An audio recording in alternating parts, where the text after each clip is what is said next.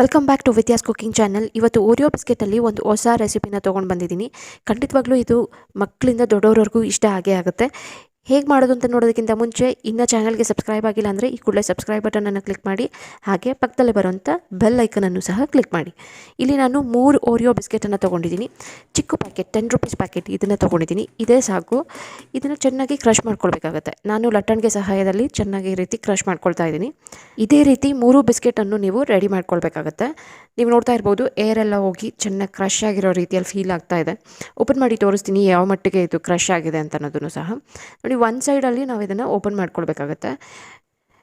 ನೀವು ಪೌಡರ್ ಮಾಡ್ಕೊಳ್ಬೇಕಾದ್ರೆ ತುಂಬ fine powder ಆಗಿ ಕ್ರಷ್ ಮಾಡ್ಕೊಳ್ಬೇಕು ಅಂತನೂ ಅಗತ್ಯ ಏನಿಲ್ಲ. ಅಲ್ಲಲ್ಲಿ ಬಿಸ್ಕೆಟ್ ಪೀಸಸ್ ಥರ ಇದ್ರೂ ಓಕೆ, ತೊಂದರೆ ಏನೂ ಇಲ್ಲ ಇದಕ್ಕೆ. ಈಗ ನೋಡಿ ಓಪನ್ ಮಾಡಿದ್ದೀನಿ.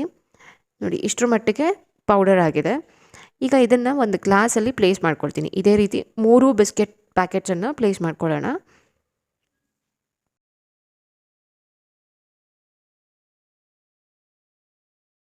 ಈಗ 3 ಬಿಸ್ಕೆಟ್ ಪ್ಯಾಕೆಟ್ಸ್ನೆಲ್ಲ ಪ್ಲೇಸ್ ಮಾಡಿದ್ದಾದಮೇಲೆ ಇದಕ್ಕೆ ಹಾಲನ್ನು ಸೇರಿಸ್ಕೊಳ್ಬೇಕಾಗತ್ತೆ. ಈ ಹಾಲನ್ನು ನಾನು ಆಲ್ರೆಡಿ ಕಾಯಿಸಿ ಆರಿಸಿ ರೂಮ್ ಟೆಂಪರೇಚರಲ್ಲಿ ಇಟ್ಕೊಂಡಿದ್ದೀನಿ. ಹಾಗೆ ಯಾವುದೇ ರೀತಿಯಾದಂಥ ಸಕ್ಕರೆನ ಸೇರಿಸಿಲ್ಲ. ಆಲ್ರೆಡಿ ಬಿಸ್ಕೆಟಲ್ಲಿ ಕ್ರೀಮ್ ಇದೆ ಮತ್ತು ಶುಗರ್ ಕಂಟೆಂಟ್ ಜಾಸ್ತಿ ಇರೋದ್ರಿಂದ ಸಕ್ಕರೆ ಹಾಕೋ ಅವಶ್ಯಕತೆ ಇಲ್ಲ. ಅದರಲ್ಲಿರುವಂಥ ಸ್ವೀಟ್ನೆಸ್ಸೇ ಸಾಕಾಗುತ್ತೆ. ಹಾಲು ಎಷ್ಟನ್ನು ಸೇರಿಸ್ಕೊಳ್ಬೇಕು ಅಂತಂದರೆ, ಬಿಸ್ಕೆಟ್ ನಾವು ಕ್ರಷ್ ಮಾಡಿರೋ ಲೆವೆಲ್ ಎಷ್ಟಕ್ಕಿರುತ್ತೆ ಅಷ್ಟಕ್ಕೆ ಮಾತ್ರ ಹಾಲನ್ನು ಸೇರಿಸ್ಕೊಂಡ್ರೆ ಸಾಕಾಗುತ್ತೆ.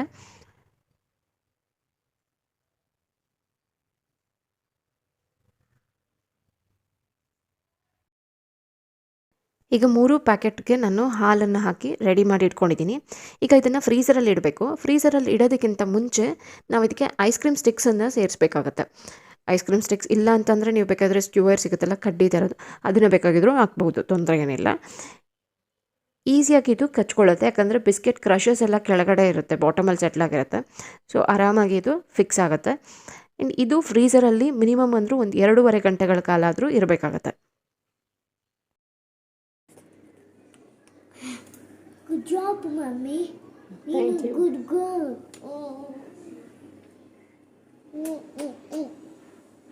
Thank you. ಇದು ಫ್ರೀಝರಲ್ಲಿ ಸೆಟ್ ಆಗೋ ಟೈಮಲ್ಲಿ ನಾವು ಕಡಲೆಕಾಯಿನ ಹುರಿದು ರೆಡಿ ಮಾಡಿ ಇಟ್ಕೊಳ್ಬೇಕಾಗತ್ತೆ.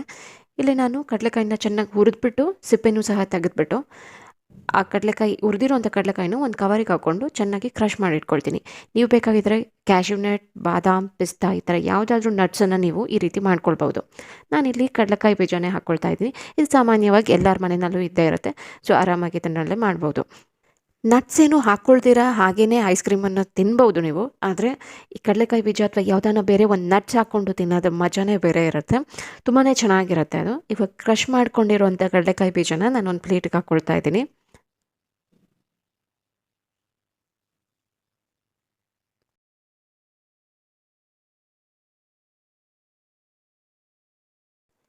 ಈಗ ಕಡಲೆಕಾಯಿ ರೆಡಿ ಆಗಿದ್ದಾದಮೇಲೆ ಇಲ್ಲಿ ಚಾಕ್ಲೇಟನ್ನು ಮೆಲ್ಟ್ ಮಾಡಿ ಇಟ್ಕೊಳ್ಬೇಕಾಗತ್ತೆ. ನಾನಿಲ್ಲಿ ಡಾರ್ಕ್ ಚಾಕ್ಲೇಟನ್ನು ಮೆಲ್ಟ್ ಮಾಡಿ ಇಟ್ಕೊಂಡಿದ್ದೀನಿ.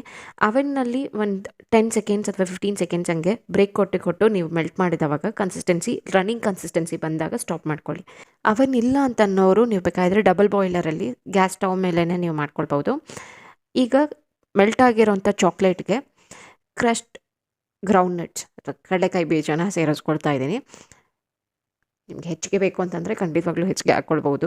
ಬಾಯಿಗೆ ಸಿಗ್ತಾ ಇದ್ರೆ ತುಂಬಾ ಚೆನ್ನಾಗಿರುತ್ತೆ. ಈಗ ಫ್ರೀಝರಲ್ಲಿ ಐಸ್ ಕ್ರೀಮ್ ಸಹ ಸೆಟ್ ಆಗಿದ್ದಾಗಿದೆ. ಈಗ ನಾನು ಇದನ್ನು ಓಪನ್ ಮಾಡಿಬಿಟ್ಟು ಚಾಕ್ಲೇಟ್ ಮತ್ತು ಕಡಲೆಕಾಯಿ ಬೀಜ ಏನು ಹಾಕಿದ್ವಲ್ಲ ಗ್ಲಾಸಿಗೆ, ಅದರಲ್ಲಿ ಡಿಪ್ ಮಾಡ್ತೀನಿ. ಆಮೇಲೆ ಇನ್ನೊಂದು, ನೀವು ಚಾಕ್ಲೇಟನ್ನು ಹಾಕ್ಕೊಳ್ಬೇಕಾದ್ರೆ ಗ್ಲಾಸಲ್ಲೇ ಹಾಕ್ಕೊಳ್ಳಿ, ಸೊ ದ್ಯಾಟ್ ಆವಾಗ ನೀವು ಈಸಿಯಾಗಿ ಡಿಪ್ ಮಾಡ್ಬೋದು ಅಂತ.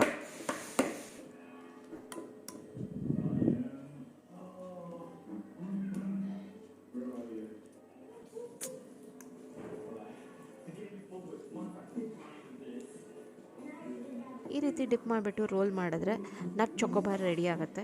ತುಂಬ ಯಮ್ಮಿ ಆಗಿರುತ್ತೆ, ಮಕ್ಕಳಿಗೆಲ್ಲ ತುಂಬಾ ಖುಷಿಯಾಗುತ್ತೆ. ಇಲ್ಲಿ ನನ್ನ ಮಗ ತುಂಬಾ ಹಿಂಸೆ ಕೊಡ್ತಾ ಇದ್ದಾನೆ. So I will have to give this. ನನಗೆ ಸ್ವಲ್ಪ ಔಟ್ಪುಟ್ ತೊಗೊಳೋದಕ್ಕೆ ಕಷ್ಟನೇ ಆಯಿತು, ಯಾಕಂದರೆ ಅವನು ಬೇಕೇ ಬೇಕು ಅಂತಲೂ ಆಟ ಮಾಡ್ತಾಯಿದ್ದ. Really cutie. Cat. Meow. Cat. ಇದು cat ತರ ಮಮ್ಮಿ. ಇದು cat. ಆಯ್ತಾಯ್ತು. Wow. so tasty.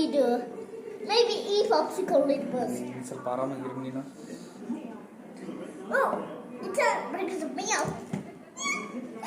ಸುಮ್ಮನೆ ಆದಿ ಸುಮ್ಮನೆ. That's not your meow.